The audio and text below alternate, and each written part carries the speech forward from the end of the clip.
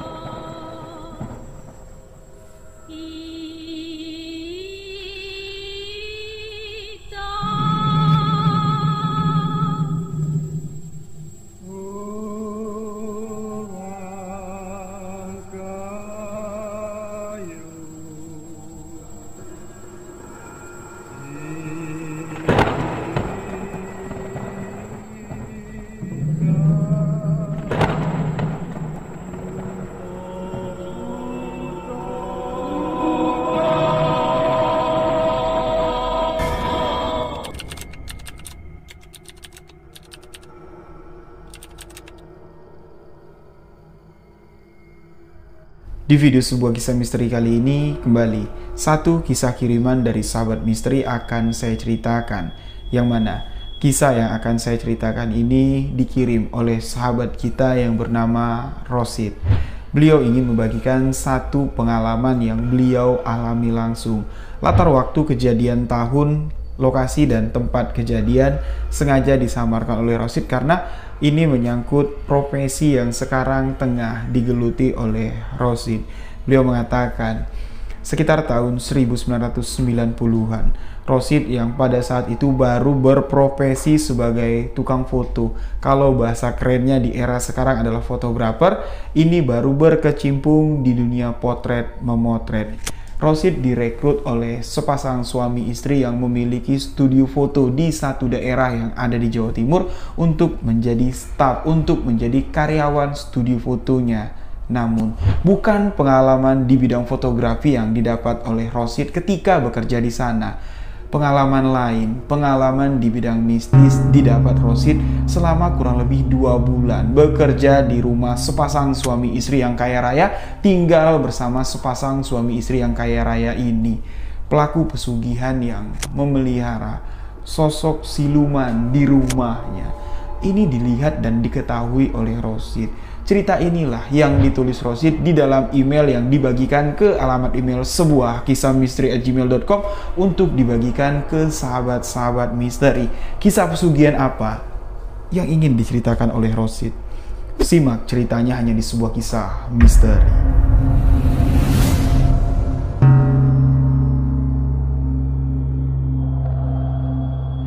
Sahabat kita mengirimkan kisah ini yang menyebut dirinya bernama Rosid, tinggal di salah satu daerah yang ada di Sumatera ini. Namun beliau di sini tidak menyebutkan tepatnya di wilayah mana. Bisa saja sahabat yang mengirimkan kisah ini Rosid tinggal di Provinsi Jambi. Wallahu a'lam bishawab. Beliau mengatakan di tahun 2022 saat ini usianya sudah tidak muda lagi.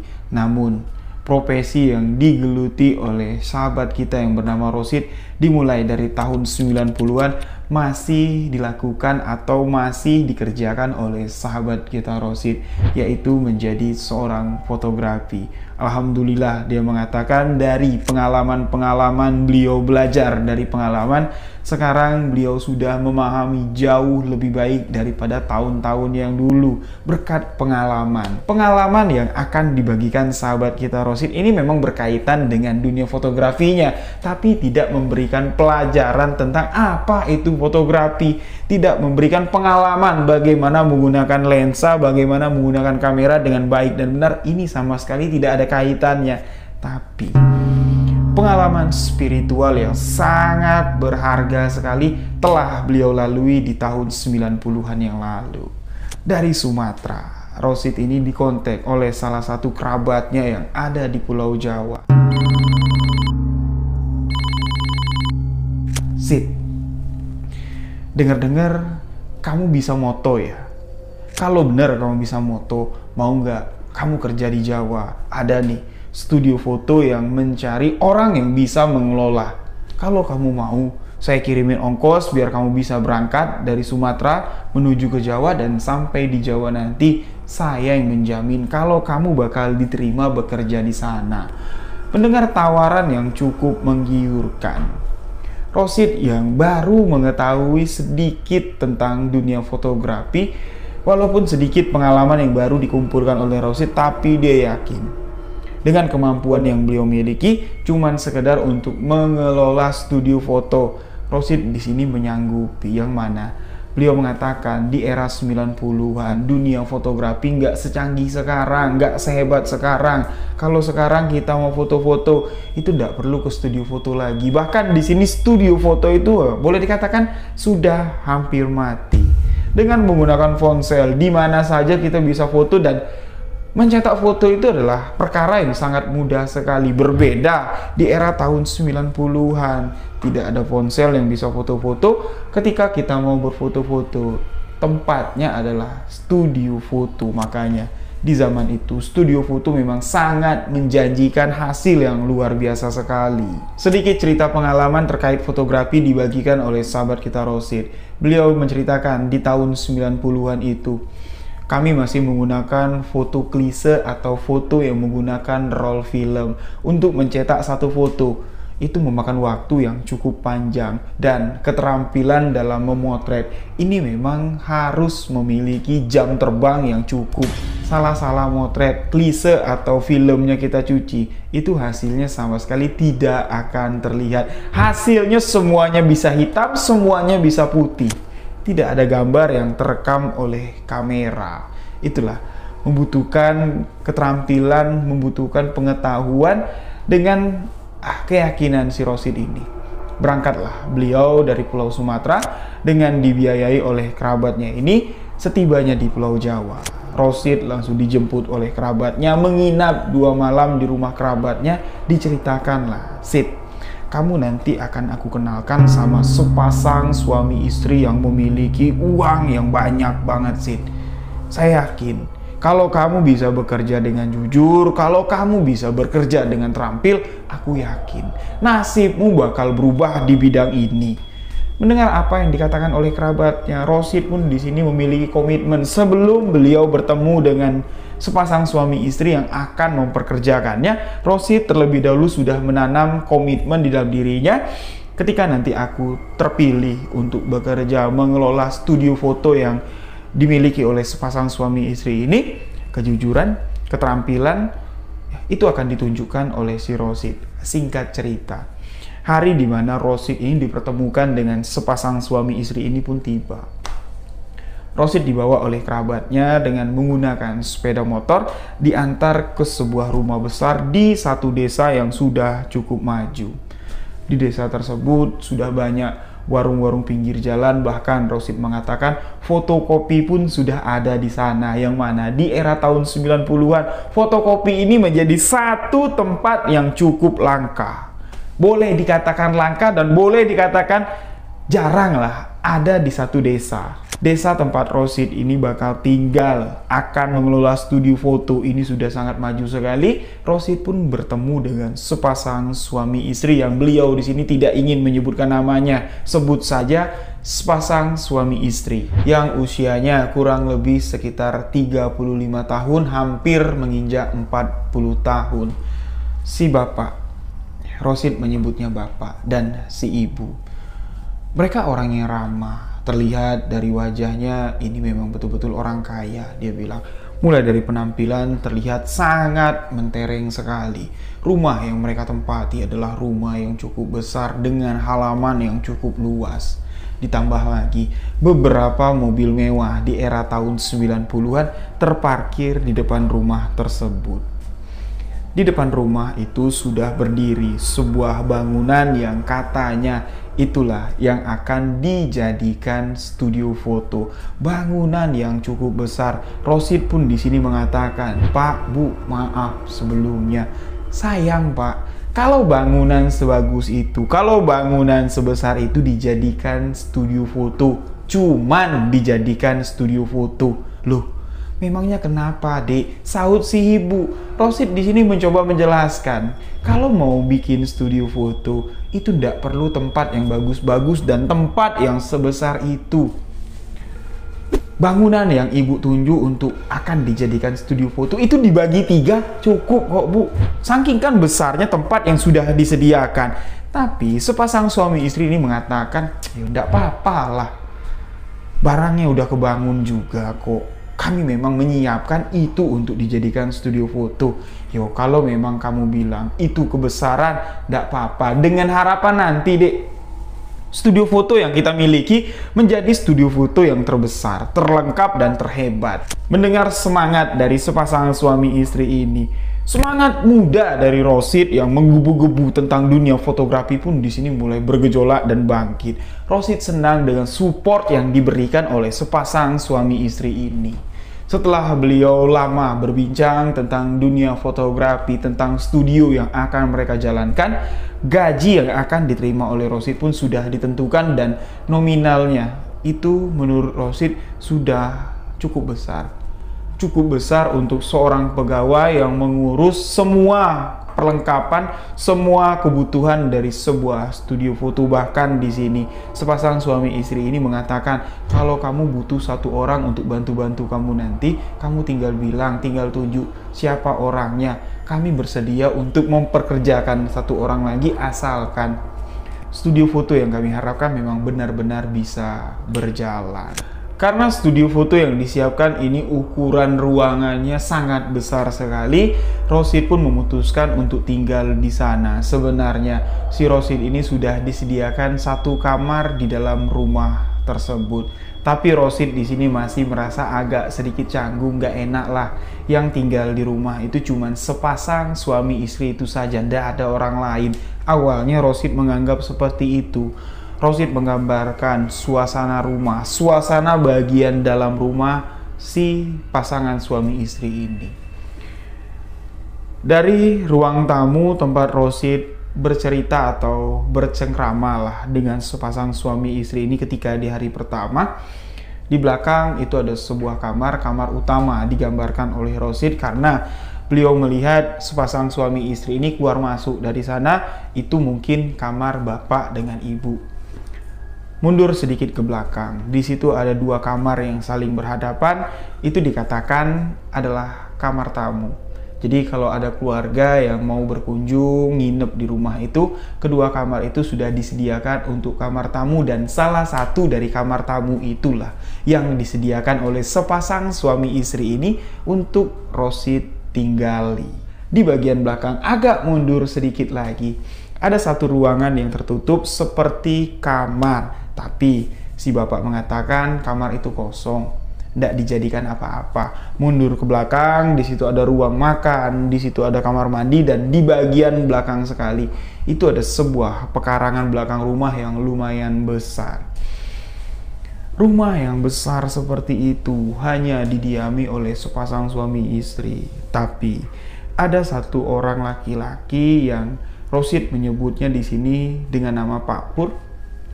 Pak Pur ini memang tidak tinggal di sana menetap di rumah itu, enggak, tapi sering Rosid melihat kalau Pak Pur ini menginap. Pekerjaan atau apa yang dilakukan oleh Pak Pur di rumah tersebut menurut pengakuan dari sepasang suami istri ini ketika memperkenalkan Pak Pur dengan si Rosid, Pak Pur ini orang yang bantu-bantu untuk beresin pekarangan rumah.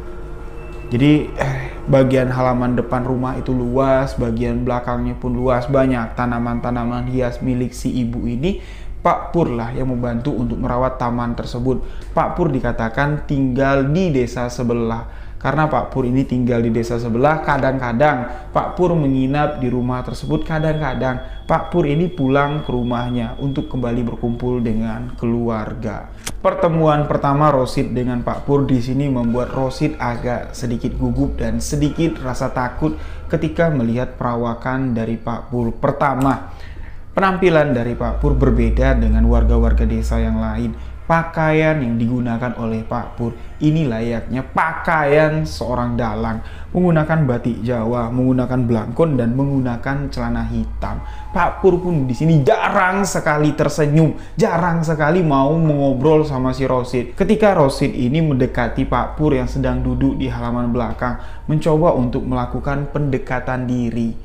Ketika Rosid bertanya, apa yang ditanyakan Rosid, itulah yang dijawab oleh Pak Pur. Pak Pur sama sekali tidak melontarkan pertanyaan balik untuk si Rosid.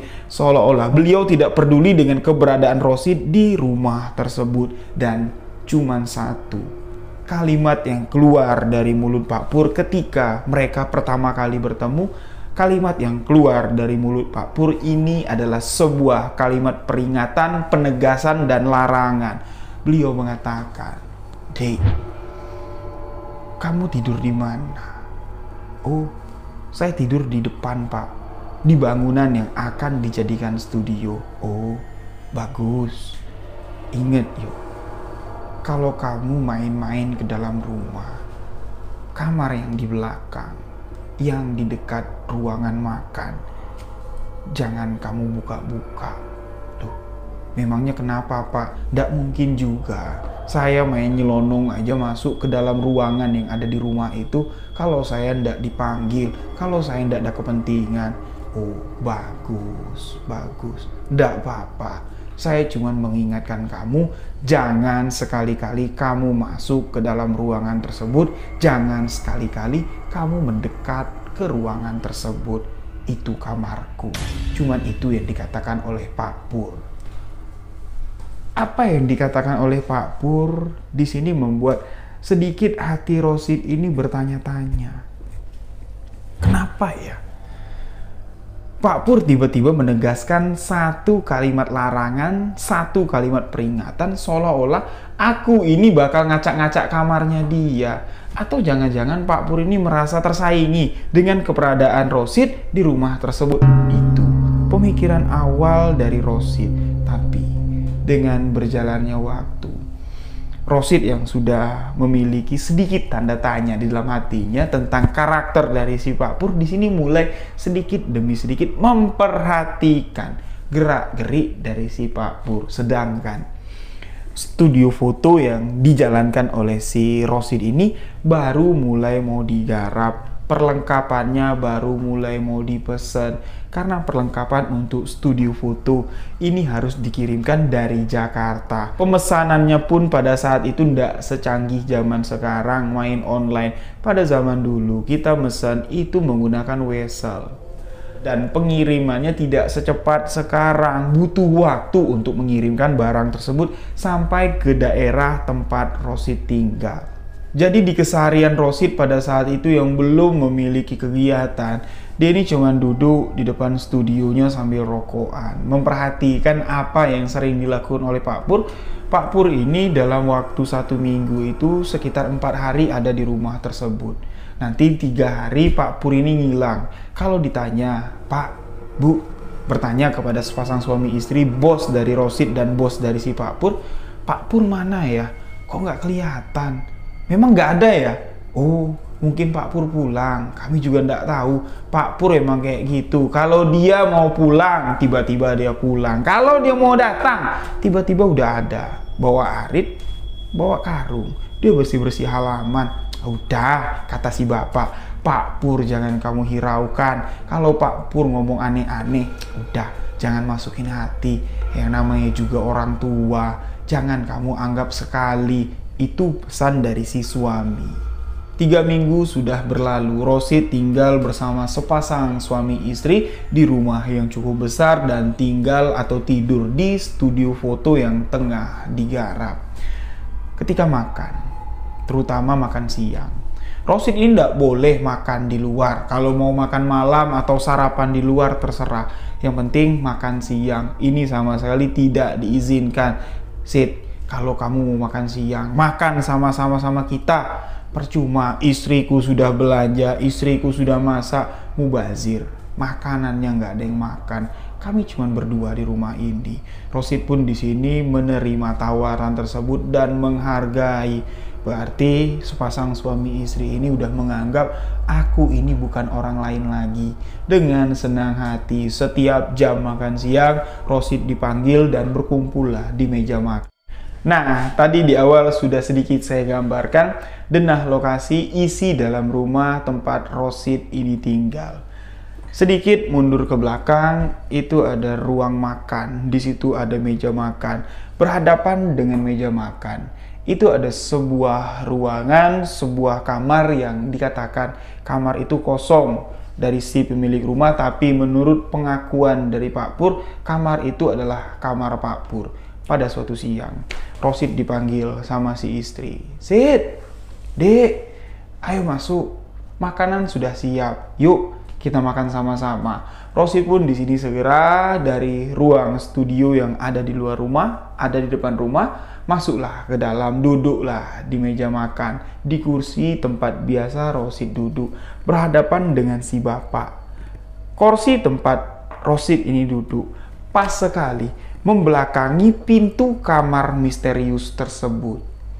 Ketika Rosid sedang enak makan dengan sepasang suami istri, makanannya enak-enak yang disajikan, kata si Rosid. Rosid dengan lahapnya makan, tapi dari dalam kamar, Rosid ini seperti mendengar ada aktivitas seseorang.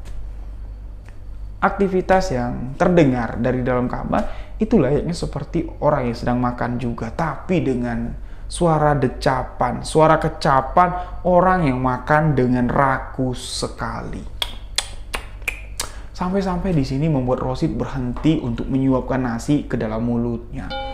Rosid kebingungan di sini. Dalam kebingungan, Rosid dikejutkan dengan suara dari si bapak yang menegur Rosid. "Sid, kok kamu bengong?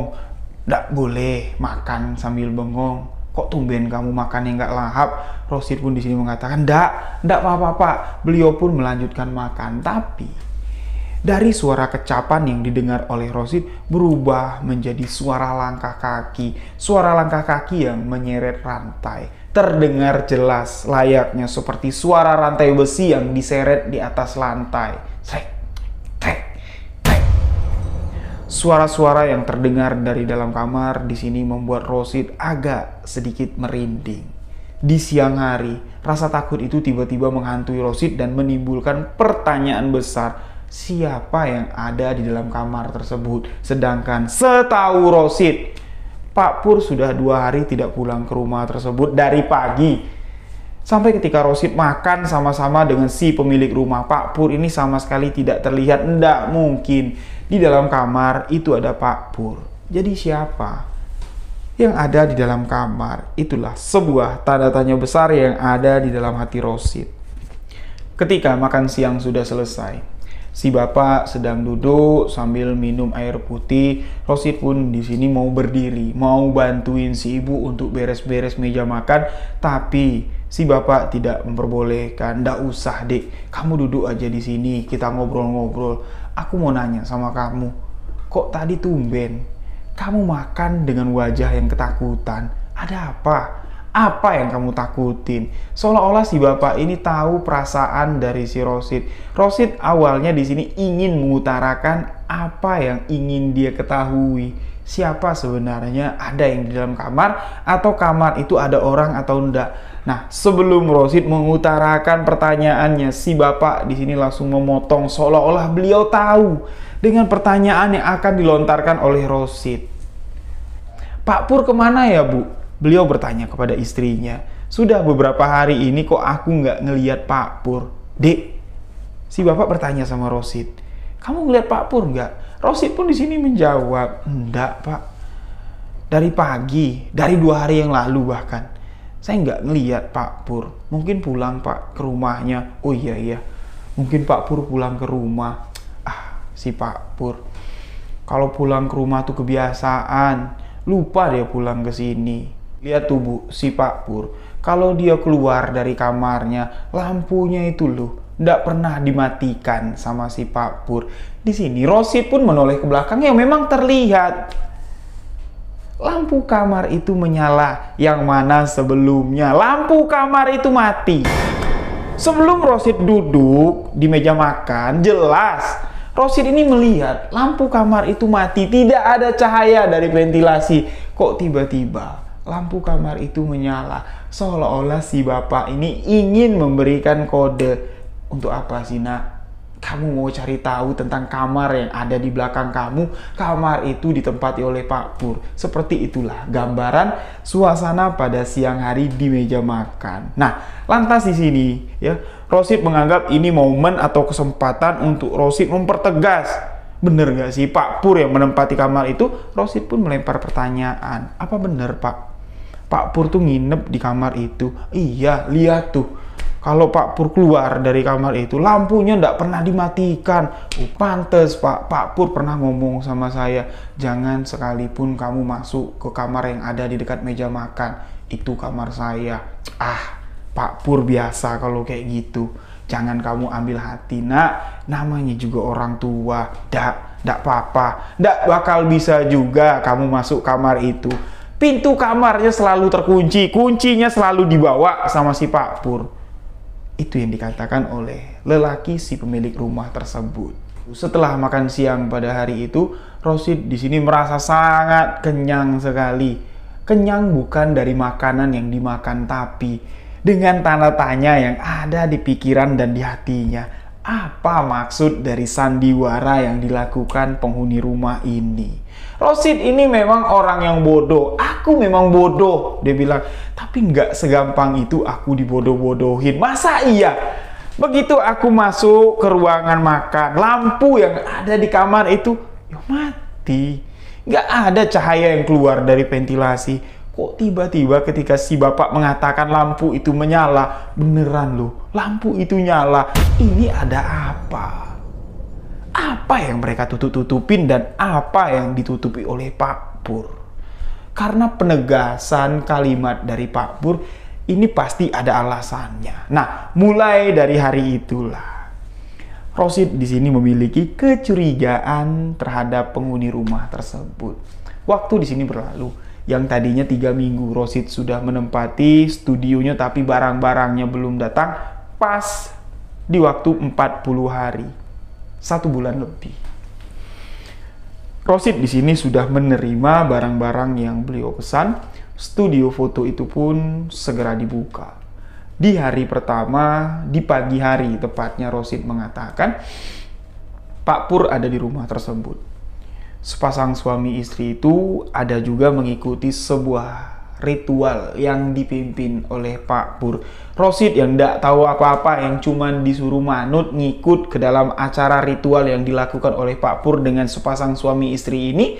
Rosid di sini tidak tahu apa-apa. Dia melihat di hadapan Rosid pas di samping studio, ya, berhadapan dengan pekarangan rumah atau teras rumah dari si pemilik rumah, itu sudah lengkap seperti ada sesaji lengkap, gelas yang berisi air putih, gelas yang berisi teh, dan gelas yang berisi kopi hitam.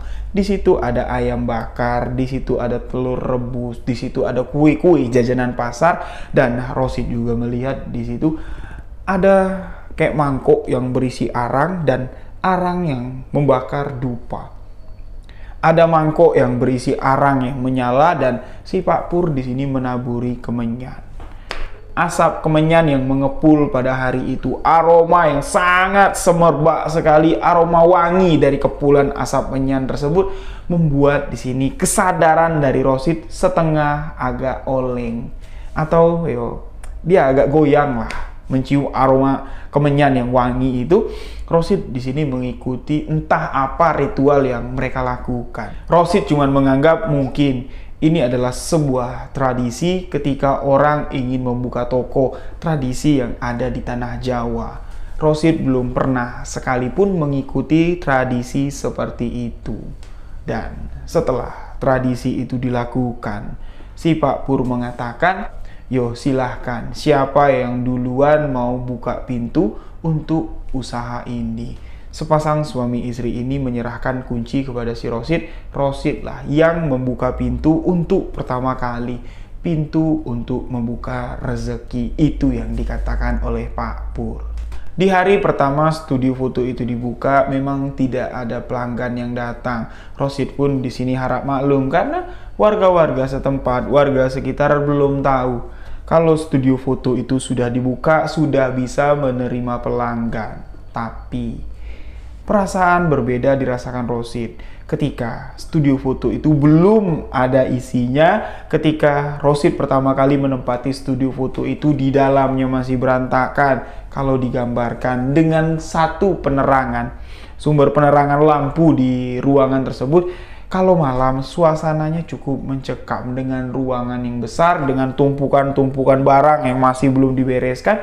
Itu membuat kalau orang yang bernyali ciut itu tidak berani menempati ruangan itu di malam hari.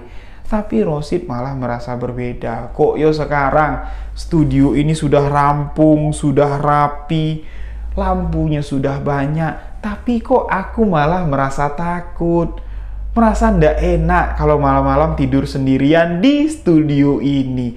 Rosid mengatakan seolah-olah seperti ada sosok di malam hari yang terus memperhatikan Rosid di dalam studio tersebut. Apakah ini ada kaitannya dengan ritual yang mereka lakukan tadi pagi? Rosid bilang. Rosid merasa di malam hari sebelum dia tidur seperti ada makhluk lain yang menempati ruangan tersebut. Suara-suara langkah kaki kerap kali terdengar oleh Rosid, yang mana sebelumnya sudah 40 hari beliau menempati ruangan tersebut, tidak pernah ada sekalipun gangguan yang dirasakan oleh Rosid. Yang lebih parahnya lagi ketika Rosid sholat malam di ruangan tersebut. Rosid ini berat sekali matanya untuk bangun. Nggak tahu kenapa. Padahal sebelum-sebelumnya nggak. Rosid menganggap ini nggak beres. Ini pasti ada yang nggak beres. Pasti ada kaitannya dengan Pak Pur, dengan ritual yang dia lakukan. Mulai dari situlah Rosid ini mulai sedikit demi sedikit memperhatikan gerak-gerik Pak Pur ketika beliau ada di rumah tersebut. Sembari Rosid ini memperhatikan gerak-gerik dari si Pak Pur, pelanggan pun satu demi satu datang ke studio foto Rosid untuk melakukan sesi foto. Banyak warga-warga yang datang dengan keluarganya untuk melakukan sesi foto bersama dengan keluarga pada suatu ketika. Ada 4 orang datang. Sepasang suami istri dengan membawa 2 orang anaknya. Sepasang suami istri ini usianya sudah cukup senja. Karena anak-anaknya, 2 orang anaknya, sepasang anak laki-laki dengan perempuan ini usianya ini sudah cukup berumur. Mereka minta difoto dengan konsep foto keluarga. Rosid pun di sini mempersiapkan studionya. Lampu-lampu sudah dipasang, kamera sudah ada di tempatnya. Rosid pun di sini menata atau menyuruh orang ini berpose dengan ibu dan bapak duduk di kursi. Sepasang anaknya ini berdiri untuk mendampingi bapak dan ibunya. Rosid pun mulai membidik atau melihat orang yang akan dipotret ini dari lensa kameranya. Tapi ketika Rosid sedang ingin melakukan pemotretan atau ngejepret lah istilahnya, 4 orang yang berada di hadapannya ini tiba-tiba nambah menjadi 5 orang. Nggak tahu sosok apa yang mengikuti 4 orang pelanggan yang ingin melakukan sesi foto keluarga ini. Rosid awalnya kaget, astagfirullahaladzim. Apakah ini cuma penglihatanku dari lensa atau memang sosok itu benar-benar nyata? Rosid pun di sini melihat dengan kedua belah matanya. Sosok itu benar-benar ada dan nyata. Dilihat lagi sama Rosid dari lensanya, sosok itu semakin jelas. Nah, dengan rasa takut yang sudah ada di hati Rosid, ini pasti ada yang gak beres nih. Rosid pun mencoba untuk merubah susunan pose dari orang yang ingin berfoto keluarga ini. Yang tadinya si anak perempuan di sebelah bapak, si anak laki-laki di sebelah ibu. Rosid meminta untuk bertukar. Sekarang coba si adek dekat ibunya, nah si abang dekat bapaknya. Rosid di sini berharap dengan rotasi seperti itu, sosok kelima ini tidak mengikut lagi. Sosok kelima ini bisa pergilah istilahnya, tapi sosok kelima itu lagi-lagi muncul. Setelah orang ini berrotasi, posisinya berubah, Rosid melihat di kamera, wah dah pas nih. Ya, sosok itu dan tidak ada lagi. Ketika Rosid ingin menjepret, ingin melakukan potret, sosok itu lagi-lagi muncul di tengah-tengah. Rosid pun di sini mencoba untuk mengabadikan pose tersebut. Tapi setelah foto itu dicetak, Sosok yang kelima ini tidak terlihat dan beberapa foto yang sudah diambil sama Rosid ini tidak dapat dicetak. Film atau klise dari foto tersebut seolah-olah terbakar atau mutu. Yang cuman terlihat dari cetakan roll film itu cuman bias bayangan putih. Di sini membuat Rosid berpikir dua kali tentang apa yang telah beliau alami. Tapi dengan kejadian yang dialami oleh Rosid ketika melakukan sesi foto keluarga tadi, ini tidak membuat beliau 100% berpikir, ini pasti ada gangguan dari makhluk gaib. Beliau di sini mencoba untuk berpikir rasional mungkin. Kamera yang kugunakan ini baru kupegang. Terus lighting yang terpasang ini belum mendapatkan settingan yang bagus. Jadi hasilnya belum bisa memuaskan. Dari sekian kali jepretan, wajar kalau ada yang mutung, mungkin karena cahaya itu terlalu kontras dengan lensa yang menjepret ya, jadi di situ ada istilahnya sedikit kesalahan lah, seperti shutter speednya itu berbenturan dengan cahaya yang masuk. Wajar kalau klise atau hasil dari potretan atau dari hasil cetak roll film itu bayangan putih itu terlalu mendominasi. Rosid mencoba untuk memperbaiki kinerjanya lagi, dan ada satu kejadian lagi yang di sini memang betul-betul membuat Rosid yakin ini bukan kesalahanku, ini bukan kesalahan alat-alat yang ku pergunakan. Ini aku yakin adalah gangguan dari makhluk gaib.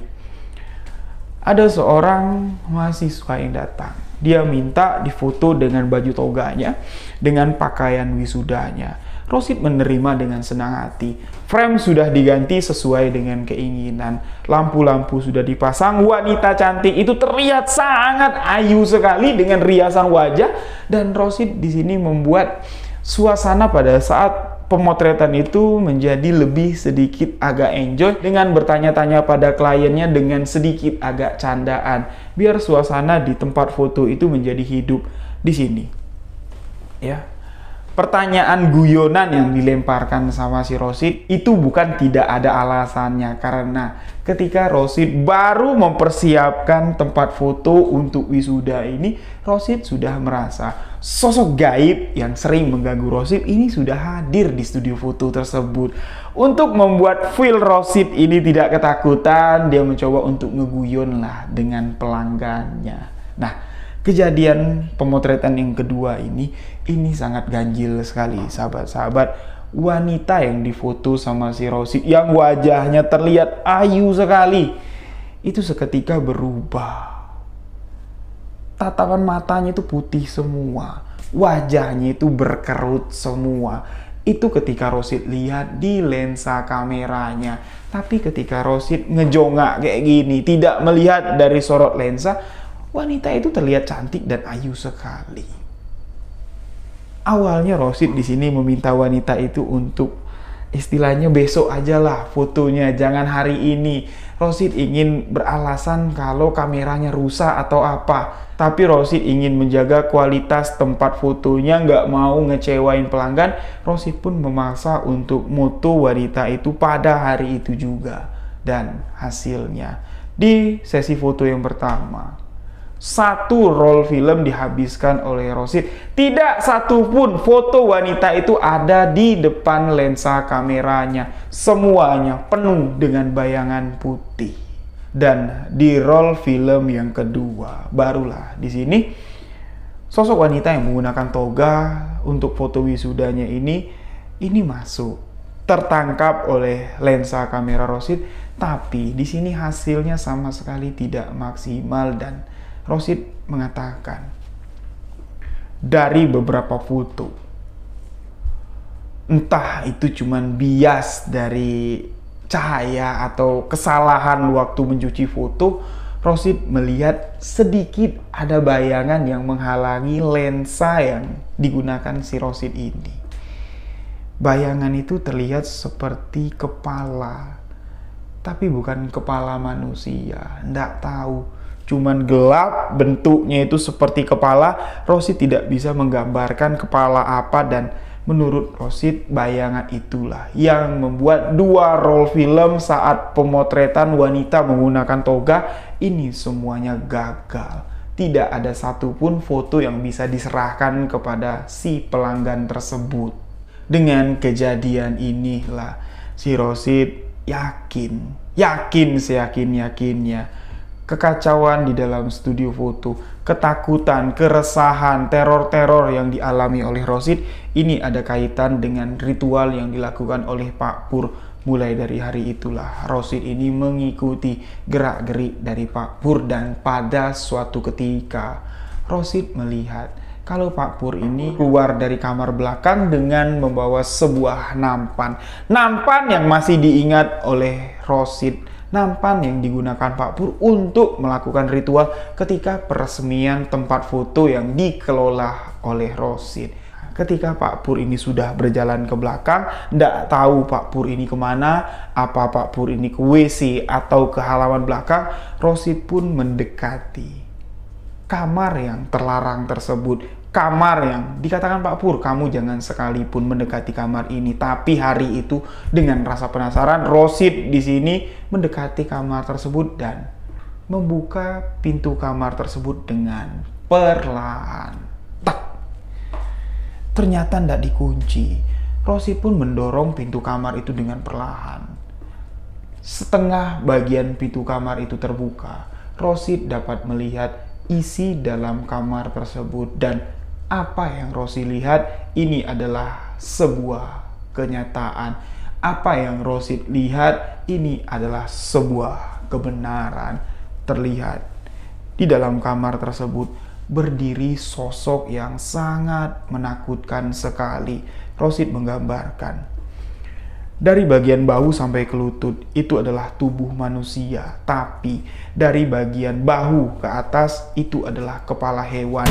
Dari bahu ke ujung jari, dari lutut ke ujung kaki itu adalah kaki hewan. Digambarkan Rosid hampir mirip dengan kepala kuda, bisa juga digambarkan hampir mirip dengan kepala kambing. Dari bagian tubuh terlihat yang tegak menghadap Rosid, tubuh itu adalah tubuh seorang wanita karena terlihat payudara. Sosok yang dilihat sama Rosid sama sekali tidak ditutupi selembar kain. Sosok itu dengan kaki terantai. Apa yang dilihat sama Rosid ini membuat Rosid sangat ketakutan sekali. Setelah dia melihat dengan jelas dari ujung kepala sampai ke ujung kaki, sosok yang dilihatnya ini nyata, sosok yang dilihat itu benar-benar ada, Rosid pun meninggalkan kamar tersebut tanpa menutup kembali pintu kamar tersebut.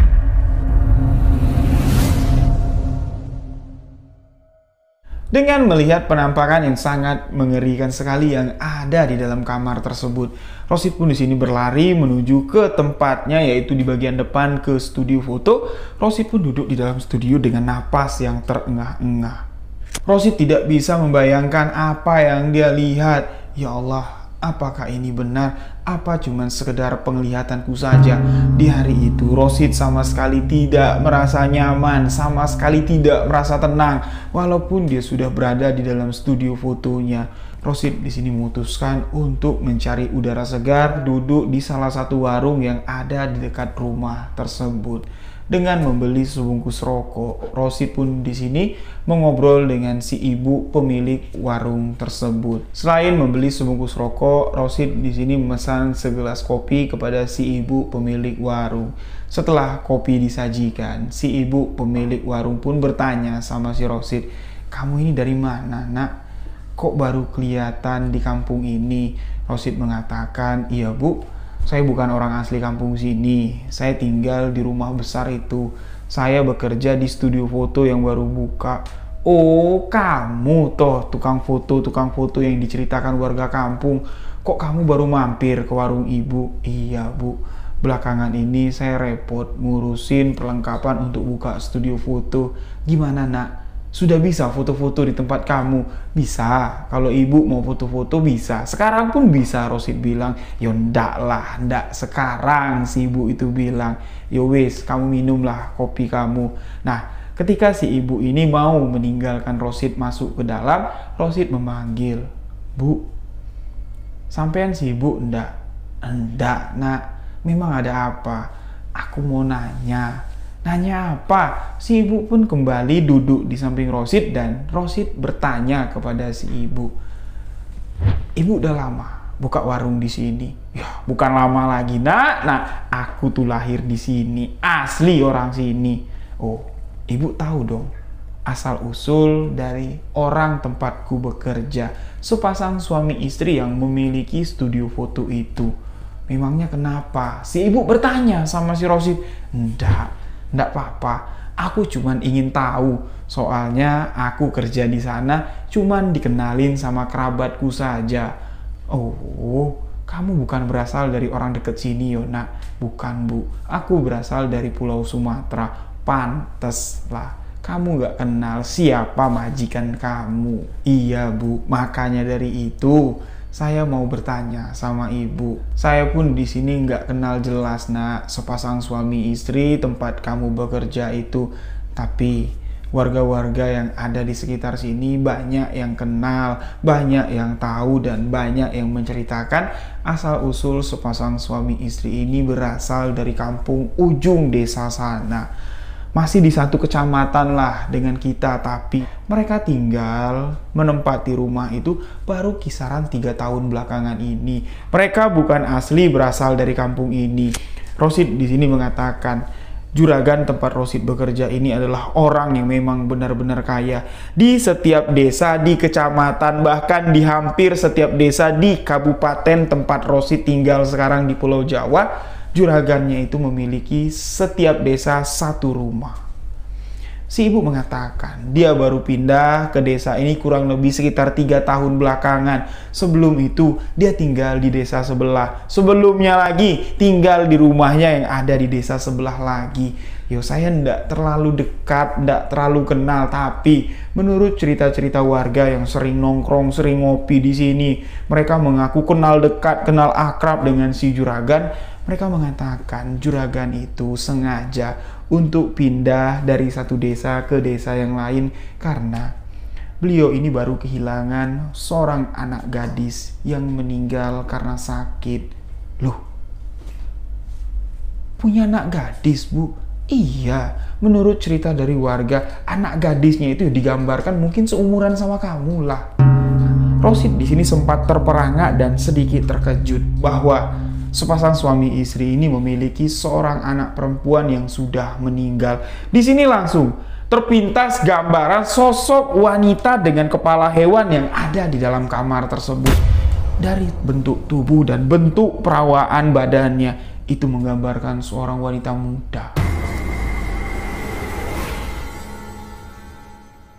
Di tengah lamunan si Rosid, si ibu pemilik warung pun melontarkan sebuah pertanyaan yang tidak dapat dihindari oleh Rosid, tidak dapat ditutup-tutupi oleh Rosid. Spontan beliau menjawab apa yang ditanyakan oleh si ibu pemilik warung. Dalam lamunannya Rosid di sini ditegur. Kenapa? Ada apa di rumah tersebut? Rosid di sini langsung menjawab, sosok wanita dengan kepala hewan, Bu. Aku melihat itu.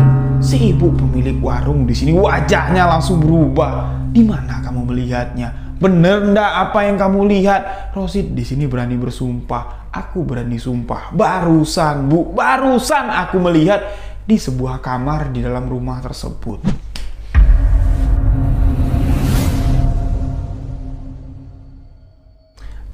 Kamu yang bener, Dengan apa yang kamu bilang tadi, kamu bisa nggak mempertanggungjawabkannya? Loh, memangnya kenapa, Bu? Apa yang kulihat, itu yang aku katakan.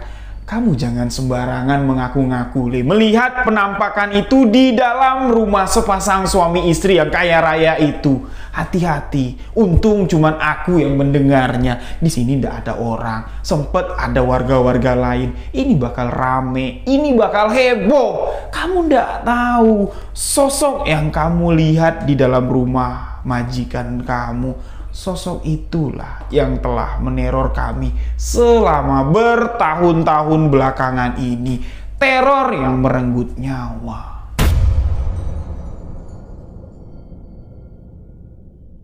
Lagi-lagi di sini Rosid kembali terperangah, menganga, bengong. Mendengar apa pernyataan dari si ibu pemilik warung bukan main-main. Yang disampaikan oleh si ibu pemilik warung teror perenggut nyawa. Rosid pun di sini dengan polosnya bertanya, "Bu, apa yang saya tidak ketahui, Bu? Tolong kasih tahu, Bu. Tolong saya, Bu." Si ibu pemilik warung pun di sini tidak mau menceritakan kisah ini seorang diri. "Nanti dulu.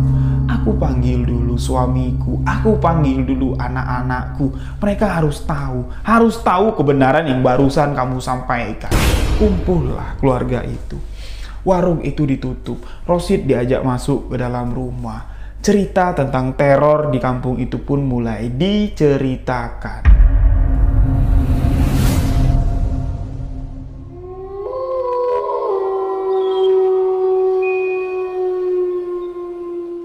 Dengan seksama Rosid di sini mendengarkan cerita dari sepasang suami istri ini. Diceritakan, "Bertahun-tahun yang lalu, Nak, kami sudah mengalami teror yang sangat menakutkan sekali. Bukan cuma warga desa ini saja, hampir seluruh warga desa di kecamatan ini mengalami teror yang serupa. Ketika warga melihat sosok penampakan siluman wanita dengan kepala hewan, ada yang menggambarkan kepalanya mirip kepala kambing, ada juga yang melihat kalau itu manusia berkepala kuda, persis seperti dengan apa yang kamu lihat. Ketika sosok itu sudah datang ke kampung kami menghantui warga di tengah malam, bisa dipastikan kematian demi kematian akan terjadi di desa tersebut. Kematian yang cukup aneh, korbannya bukan 1-2 orang, bahkan bisa sampai 5-6 orang. Kematian yang beruntun, Nak, kematian yang serupa. Contohnya seperti ini. Ketika perwujudan siluman berkepala hewan itu datang, terlihat oleh warga, siluman itu mengitari kampung kami. Besoknya terdengar kabar seorang warga yang usianya di atas 50 tahun meninggal karena sakit. Besoknya lagi, secara berurutan, kalau nggak selang 2 hari, selang 3 hari, warga di satu kampung, bahkan di satu RT yang usianya hampir sama, di atas 50 tahun dengan pola kematian yang sama, mati sakit, itu juga nyusul meninggal. Ini sampai 5-6 nyawa, Nak, yang berurutan meninggal dunia. Tapi kalau korban yang pertama jatuh karena kecelakaan, usianya masih muda, sebaya kamu misalnya, korban yang meninggal selanjutnya dengan kecelakaan, dengan pola kematian yang sama, di rentan umur yang sama, ini korban bisa sampai jatuh 5-6 orang. Setelah kematian yang ke-6, sosok itu sudah tidak pernah lagi muncul. Kejadian ini hampir terjadi 1 tahun sekali, bahkan hampir terjadi 2 kali dalam 1 tahun. Kami di sini memiliki pertanyaan yang besar sekali. Itu sosok apa? Siapa yang memelihara sosok itu? Dan kenapa sosok itu menghantui desa kami dan merenggut tumbal sebanyak itu? Apa salah kami? Rosid yang cuma bisa mendengar sambil ternganga-nganga, sambil membayangkan apa yang terjadi di desa tersebut, dia pun gemetaran, tubuhnya gemetaran, dan si ibu dengan si bapak menjelaskan, "Kami di sini bukan cuman cerita kosong, Nah, anak kami, anak keempat kami menjadi korban. Beberapa hari sebelum kematian anak keempat kami, anak tetangga yang duluan meninggal, kecelakaan sepeda motor. 2 hari berselang, anak kami yang tidak punya sepeda motor, kami keluarga miskin yang tidak memiliki sepeda motor, anak kami ditabrak sepeda motor, meninggal dunia di tempat. Anak kami menjadi korban kelima." Jadi dengan apa yang terjadi, keanehan dalam skema kematian warga kampung yang berurutan seperti itu, kami mencoba menggali, mencari tahu, tapi sama sekali tidak tahu asal-usulnya dari mana. Makanya ketika saya mendengar kamu melihat dengan mata kepala kamu sendiri, kamu melihat sosok yang sama dengan sosok yang meneror kampung kami, saya di sini merasa antara percaya dengan tidak. Dari pengakuan kamu, Rosid di sini berani mengangkat sumpah atas apa yang dia lihat dan atas apa yang lisannya ucapkan. tentang penampakan sosok wanita siluman tersebut ada di salah satu kamar milik sepasang suami istri yang kaya raya tersebut. Suami dari si ibu pemilik warung di sini berinisiatif untuk memberitahukan berita besar ini kepada seluruh warga kampung. Tapi Rosid di sini minta dengan sangat, tolong Pak, kalau Bapak mau memberikan informasi ini, tunggu saya keluar dari kampung ini. Saya sekarang mau pulang, saya mau pamit, saya mau keluar dari kerjaan tersebut. Saya mau pulang kampung ke Sumatera. Dengan rasa takut yang sangat dalam sekali Rosid katakan pada saat itu, dia memohon, jangan dulu dibuka. Saya takut nanti Pak, saya terseret-seret dengan masalah ini. Dan si Bapak pun mengurungkan niatnya. Beliau mengatakan, "Nggak, nak, kami nggak bakal menyeret-nyeret kamu, walaupun saya sampaikan kepada warga tentang apa yang kamu ketahui, kesaksian yang kamu berikan kepada kami. Warga juga tidak akan bergerak segegabah itu, karena yang kami hadapi bukan orang sembarangan. Orang yang memiliki uang yang banyak. Kami juga tidak ada bukti. Cuman kamu, saksi yang akan kami andalkan." Mendengar kalau Rosid ini akan dijadikan saksi, di sini tambah membuat Rosid ini gemetar. Ampun, Pak, ampun. Aku nggak mau ikut-ikutan. Dengan kejadian yang aku alami, dengan apa yang kulihat saja, aku sudah mau mati ketakutan. Tolong, Pak, tolong. Tolong jangan bawa-bawa aku. Nah, anak dari si ibu ini berinisiatif, Mas Rosid kan bisa moto. Nah, coba Mas Rosid buktikan apa yang Mas Rosid lihat dengan foto. Rosid pun di sini menjelaskan, sudah beberapa kali, Dek, sosok itu muncul di dalam studio fotoku mengganggu ketika aku sedang moto. Sosok itu ada, terlihat, tapi hasil fotonya sama sekali tidak dapat dijepret, sama sekali tidak dapat dibuktikan dengan gambar. Anak dari ibu si pemilik warung kembali meminta, "Mas, coba, sekali lagi Mas coba, Mas cari tahu. Mas bisa foto enggak? Kalau bisa foto, tolong, itu akan menjadi bukti dan menyelamatkan kamu." Nah, dengan saran dari si anak ibu pemilik warung, Rosid pun di sini mencoba untuk memberanikan diri. Beliau pun berpamitan pulang dengan perjanjian Rosid akan datang ke sana untuk membawa bukti foto. Sebelum Rosid datang, berita ini tidak boleh keluar dari rumah tersebut. Tapi sebelum Rosid pulang, ada satu pertanyaan lagi yang dilemparkan oleh Rosid. Beliau bertanya tentang sosok dari Pak Pur. Ibu dan bapak si pemilik warung mengatakan, "Kami tidak begitu mengenal jelas, nak. Sosok Pak Pur adalah sosok pria tua yang sangat misterius sekali. Selama 3 tahun lebih Pak Pur berada di rumah besar tersebut, tempat kamu kerja itu. Pak Pur mana pernah duduk di warung kami, bersosialisasi dengan warga sini, sama sekali tidak pernah. Beliau adalah seorang laki-laki tua yang sangat misterius sekali." Singkat cerita, setelah hari itu si Rosid ini curhat dengan si pemilik warung yang warungnya tidak terlalu jauh dari rumah tempat Rosid kerja, dari studio foto tempat Rosid tinggal. Sepulangnya Rosid dari sana, bertemulah Rosid dengan Pak Pur yang sedang ngarit di depan teras rumah. Di halaman depan rumah, melihat si Rosid pulang melewati pintu pagar, tatapan dari Pak Pur yang sambil memegang celurit, sambil memegang arit ini, tatapannya berbeda sekali. Memang sebelum-sebelumnya tatapan Pak Pur ini sinis sama si Rosid, tapi sekarang tatapan Pak Pur ditambah lagi di tangan sebelah kanannya memegang senjata tajam, seolah-olah saat itu juga, detik itu juga, Pak Pur ini ingin menebas leher Rosid. Rosid sadar, Pak Pur ini tahu apa yang dilakukan oleh Rosid. Rosid sudah mengintip isi dalam kamar Pak Pur dan melihat sosok apa yang disembunyikan oleh Pak Pur. Dengan wajah yang tertunduk dan rasa bersalah, Rosid cepat masuk ke dalam studio fotonya. Dia nggak keluar-keluar lagi. Malam Rosid nggak makan malam lagi. Dia ketakutan dan keesokan harinya Rosid di sini mencari celah, tapi celah untuk mendekati kamar itu seolah-olah sudah tidak ada lagi. Pak Pur tidak bergerak jauh dari depan pintu kamarnya. Hingga pada suatu ketika Allah Ta'ala memberikan jalan, mempermudahkan jalan Rosid, lengahlah si Pak Pur ini. Rosid yang mengendap-endap mendekati pintu kamar tersebut, menempelkan kupingnya dan mendengar suara langkah kaki yang diikat dengan rantai kembali berjalan.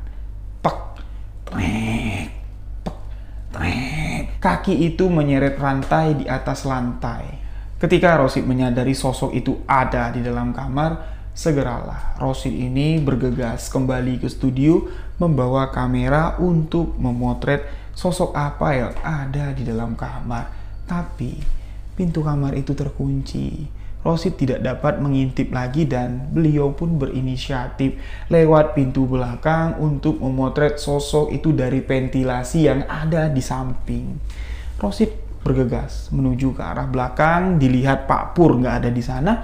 Rosid naiklah menggunakan tangga, memotret di bagian ventilasi untuk mengambil gambar sosok yang ada di dalam kamar. Di lensa sosok itu ada, tapi ketika dijepret sama Rosid, ketika hasilnya dicuci, roll filmnya dicuci sama Rosid, hasilnya sama sekali tidak dapat menangkap gambar. Semuanya terlihat hanya biasan putih belaka. Dari apa yang dilihat Rosid untuk kedua kalinya, di dalam hatinya di sini bertanya-tanya, sosok apa yang ada di dalam? Kalau sosok itu sosok gaib, kenapa sosok itu tidak menghilang ketika aku lihat? Kalau sosok itu benar-benar sosok gaib atau sosok siluman, kenapa sosok itu mau dirantai, mau dikurung di dalam ruangan tersebut? Ini menjadi sebuah pertanyaan di dalam benak Rosid. Sosok apakah itu sebenarnya? Setelah hasil foto dari si Rosid ini dicuci dan hasilnya nihil, beliau pun kembali menginformasikan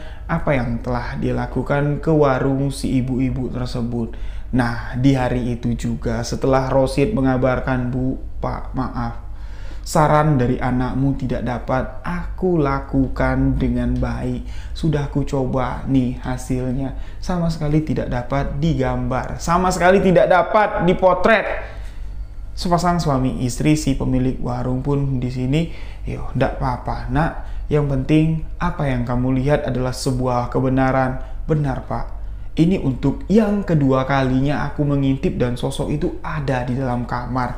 Nah, Rosid di sini mengatakan setelah pulang dari warung si bapak dan ibu ini, beliau langsung berniat untuk berhenti kerja dari tempat itu. Karena dia sama sekali udah nggak kuat lagi menahan batin melihat tatapan dari Pak Pur yang seolah-olah ingin membunuhnya. Tapi sepasang suami istri ini meminta sama Rosid, "Nah, kalau kamu ingin berhenti dari tempat kerja itu, yaitu urusan kamu. Tapi kalau kamu mau pulang ke Sumatera, mau balik langsung, nanti dulu. Bantu kami. Bantu kami untuk membuktikan apa yang kamu lihat, apa yang sebenarnya terjadi yang meneror warga kampung yang telah banyak menghabisi nyawa warga-warga kampung kami yang ada di sini. Tolong, Nak, kasihani kami. Kalau kami yang menceritakan kepada warga, tuh, sepasang suami istri itu yang memelihara siluman itu, warga tidak akan ada yang percaya. Tapi kalau dengan pernyataan langsung yang keluar dari lisan kamu, karena kamu lama sudah tinggal di sana, mungkin warga percaya." Rosid di sini diminta menjadi saksi. Rosid awalnya berat, tapi si bapak dan ibu mengatakan, "Kalau kamu ndak mau terlihat, ndak apa-apa. Kamu tinggal di rumah sanak famili kami yang jauh dari rumah saudagar kaya ini, biar kamu nggak kelihatan masih berada di kampung ini. Biar mereka menganggap kalau kamu sudah pergi dari desa ini, sudah pulang ke Sumatera." Singkat cerita, Rosid pun setuju dengan permintaan, dan Rosid ini juga memiliki beban moral karena beliau yang tahu, melihat, dan menyaksikan apa yang sebenarnya dilakukan, walaupun sebenarnya Rosid ini masih ragu apa yang sebenarnya terjadi dan apa yang dilakukan oleh sepasang suami istri ini yang dikaitkan dengan teror yang menghabisi nyawa warga kampung. Rosid pun di sini berpamitan, dan si pemilik rumah awalnya berat untuk melepas Rosid pergi. Rosid cuma mengatakan, "Ndak, Bu, aku sebentar. Orang tua aku sakit. Ndak mungkin orang tua aku biarin. Aku mau lihat ibuku yang sedang sakit. Nggak lama. Paling lama 10 hari aku akan balik lagi ke sini untuk bekerja. Barulah si Rosid ini dilepas. Rosid ini diantar ke terminal, tapi Rosid nggak naik bis untuk menuju ke Sumatera. Malah Rosid ini dijemput oleh warga kampung dan disembunyikan. Selama Rosid dalam persembunyian, beliau sama sekali tidak pernah keluar dari dalam rumah, cuman mendapatkan kabar-kabar saja, perkembangan tentang apa yang dilakukan oleh warga untuk membuktikan pesugihan yang dilakukan oleh sepasang suami istri, dan Pak Pur lah sebagai dalang dari pesugihan ini. Karena ketika rapat warga di rumah tersebut, warga dikumpulkan untuk mendengarkan cerita, mendengarkan kebenaran dari si Rosid ini. Salah satu warga yang memiliki kemampuan spiritual mengatakan, fix, yakin aku kalau ini adalah ritual pesugihan, mirip seperti pesugihan jaran penoleh. Setiap orang yang melihat sosok siluman yang menyerupai hewan kambing atau hewan kuda, kampungnya akan dilanda musibah.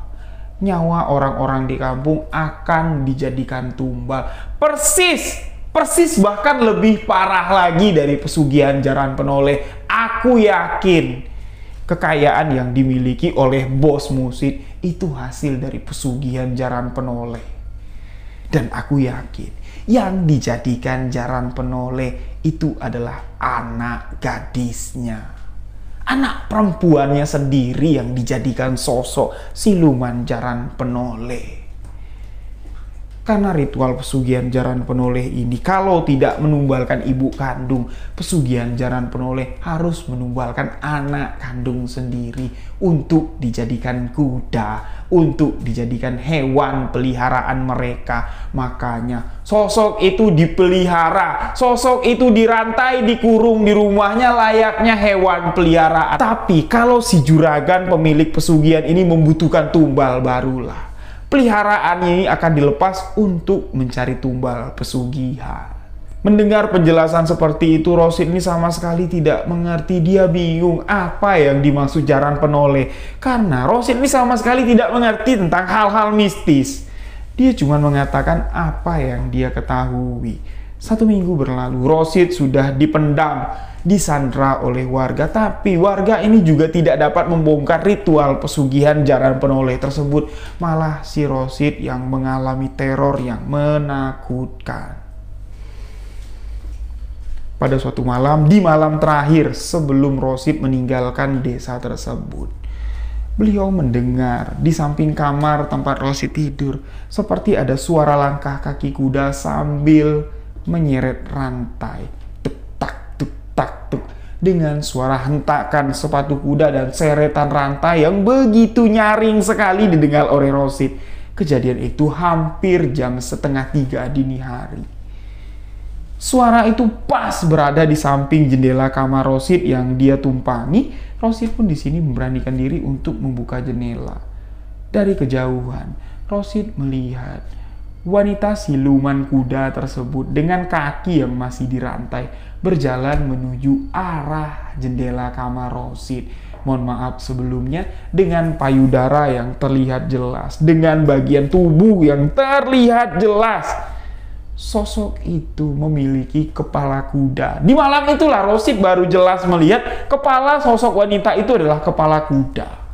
Ketika sosok kuda itu sudah berjalan lurus ke arah Rosid dan sosok kuda itu menoleh ke arah Rosid, beliau pun menutup hordeng jendela. Rosid kembali tidur dengan rasa takut yang sangat teramat takut. Pagi-paginya, Rosid di sini langsung meminta diantarkan untuk pergi ke terminal karena dia mau pulang ke Sumatera. Rosid mengatakan, aku sudah menunggu 1 minggu di sini Pak, Bu, mohon maaf kalian tidak dapat juga memecahkan apa yang seharusnya kalian selesaikan. Aku tidak mau lagi ikut turut campur. Tadi malam aku melihat sosok jaran penoleh. Di mana nak kamu melihatnya? Di samping jendela kamarku. Apa yang kamu lihat? Sosok itu menoleh ke arahku. Si bapak pemilik rumah mengatakan, batalkan niatmu untuk pulang ke Sumatera. Hati-hati nak, kamu sudah ditoleh oleh jaran penoleh. Hati-hati, kamu yang akan diambil menjadi tumbal. Mendengar itu, Rosid ini bukan mengurungkan niat untuk pulang ke Sumatera, tapi malah getol.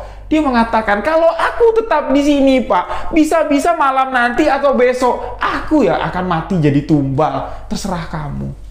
Kalau kamu yakin dengan kepergian kamu ini, kamu akan selamat dari jaran penoleh, silakan. Kami tidak akan menahan kamu. Rosid pun berpamitan dan di jalan menuju terminal. Kejadian yang mengejutkan terjadi. Rosid hampir mati dalam sebuah kecelakaan. Mobil angkot yang ditumpangi oleh Rosid ini diisi oleh 6 orang. 1 orang sopir yang mengendarai mobil, 1 orang penumpang yang duduk di samping sopir di bangku depan, dan sisanya 4 orang termasuk Rosid duduk di bangku belakang sebagai penumpang di perempatan jalan. Yang tadinya mobil angkot ini dikendarai dengan kecepatan yang standar. Sambil melihat ke kanan ke kiri si sopir untuk menaikkan penumpang, tidak tahu kenapa di perempatan jalan di persimpangan lampu merah, angkot yang ditumpangi oleh si Rosid ini menerobos lampu merah dan seketika sebuah mobil box menghantam bagian depan mobil tersebut. Terjadilah kecelakaan. Di dalam kecelakaan tersebut 2 orang menjadi korban, meninggal dunia. Sedangkan Rosid yang duduk di bangku penumpang dengan 3 orang penumpang lain di sini hanya mengalami luka-luka ringan. Rosid melihat sendiri kejadian yang tidak masuk akal, kecelakaan yang tak masuk akal. Mobil box yang menabrak mereka ini melaju dengan cepat sekali sampai-sampai Rosid tidak tahu arah mobil box itu dari kiri atau dari kanan, bahkan dari depan, saking kan cepatnya melaju. Setelah korban dievakuasi, Rosid ini dilarikan ke rumah sakit. Rosid ini dibersihkan luka-lukanya dan beliau merasa kalau tubuhnya ini masih sanggup untuk melakukan perjalanan pulang ke Sumatera. Dengan ketakutan, Rosid ini masih ngotot. Pada hari itu juga dengan tubuh masih ada luka bekas kecelakaan tadi, Rosid memutuskan untuk meneruskan perjalanannya ke terminal, dan sampai di terminal Rosid langsung menaiki bus untuk menuju ke Sumatera. Singkat cerita, sampailah Rosid pulang ke kampung halamannya. Di kampung halamannya Rosid tidak mengalami lagi teror yang menakutkan, tapi dengan beban mental yang masih ada di dalam hatinya si Rosid, dengan ketakutan yang masih terekam di pikirannya, si Rosid ini masih sering berhalusinasi dihantui oleh sosok jaran penoleh. Dan kedua orang tua Rosid yang mengetahui apa yang telah dialami oleh anaknya memanggil seorang ustadz untuk mengobati anaknya, untuk membimbing anaknya terlepas dari ketakutan tentang hal pesugihan tersebut. Alhamdulillah, 2 minggu Rosid sudah menetap di rumah. Ketakutan itu perlahan demi perlahan hilang dari bayangan, dari ingatan Rosid, dan Rosid bisa menjalani hidup layaknya seperti kehidupan Rosid pada hari-hari biasa. Rosid tidak tahu lagi kabar gimana cerita tentang warga yang ingin mengungkap ritual pesugihan yang dilakukan mantan bos Rosid. Beliau tidak pernah lagi kontak dengan kerabatnya yang mengajak Rosid untuk pergi ke sana. Rosid beranggapan kerabatnya ini ada kaitan dengan ritual pesugihan yang dilakukan oleh sepasang suami istri tersebut. Karena ketika Rosid pulang menuju ke Sumatera, kerabatnya ini sempat melarang Rosid dengan mengatakan, lebih baik kamu di sini, Sid. Pulang juga kamu ke Sumatera, keselamatanmu akan terancam. Itu kalimat yang keluar dari kerabatnya seolah-olah mengancam Rosid, tapi Rosid tidak terlalu memperdulikan apa yang diucapkan oleh kerabatnya itu. Nah, di tahun 2022 ini, sahabat kita Rosid ini sengaja memberikan cerita ini kepada saya untuk dibagikan kepada sahabat misteri, karena beliau mengatakan berhati-hatilah ketika kita sedang merantau. Kita boleh percaya dengan orang, tapi tidak boleh terlalu percaya. Kita tidak boleh berharap lebih kepada insan, karena ketika kita berharap lebih kepada insan, kecewalah akan kita dapat. Letakkanlah harapan hanya kepada yang satu, kepada Allah Subhanahu wa Ta'ala. Itulah sebuah kehidupan, perjalanan kehidupan. Wallahu alam ritual pesugihan apa yang dilakukan oleh sepasang suami istri mantan bos si Rosid ini. Dari gambaran cerita dan penjelasan yang dibagikan oleh Rosid, beliau di sini menuliskan, menurut sebagian warga, itu adalah ritual pesugihan jaran penoleh yang mana si pelaku pesugihan memelihara sosok gaib manusia setengah hewan, setengah perwujudan manusia, setengah perwujudan kuda, yang mana ketika mereka membutuhkan tumbal untuk ritual pesugihannya, hewan itulah akan dilepas untuk mencari tumbal. Tapi ketika hewan itu tidak dibutuhkan untuk mencari tumbal, hewan itulah yang menjadi beban mereka, menjadi tanggung jawab mereka, harus mereka pelihara, harus mereka rawat, dan harus mereka jaga. Ritual pesugihan jaran penoleh untuk melancarkan bisnis usaha, untuk mendapat kekayaan dengan bersekutu dengan setan. Na'udzubillahi min dzalik. Demikianlah sebuah kisah misteri tentang ritual pesugihan kali ini. Terima kasih untuk sahabat yang telah mendengarkan. Terima kasih untuk sahabat yang selalu memberikan dukungan, memberikan support agar channel Rio Wijaya sebuah kisah misteri terus berkembang.